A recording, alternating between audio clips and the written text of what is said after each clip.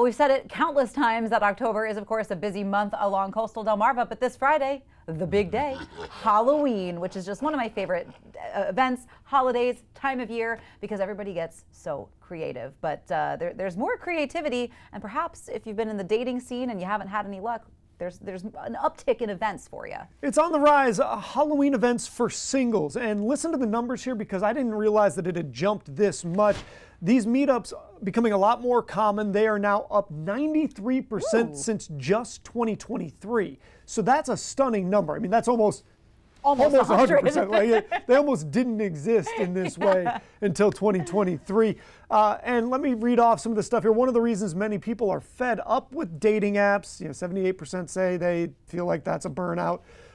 So for real life options, these are more appealing. And I can get it. Like, totally. Singles events make sense anyway if you haven't met anybody and you're single, and especially if you live in an area where there's enough people that you can pull these kinds of things off.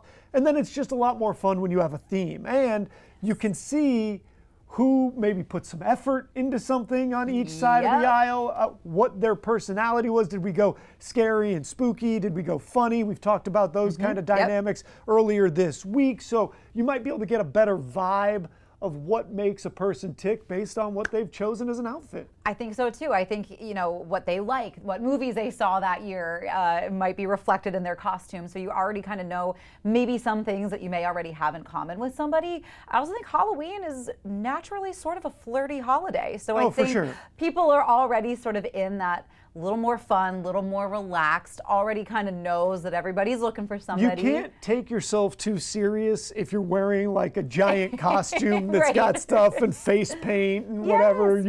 There's no way to be like, I'm Mr. Serious Man. Yeah, but I can totally see why this would be really, really fun. I mean, if I were single, I would absolutely want to attend like a Halloween singles party. I think it really is kind of the perfect atmosphere to meet somebody, especially because often if it's a party situation, you know somebody there, someone invited you to that party, so you have a safety net if you need somebody to kind of run to and be like, oh my gosh, I'm not vibing with anybody, what do I do?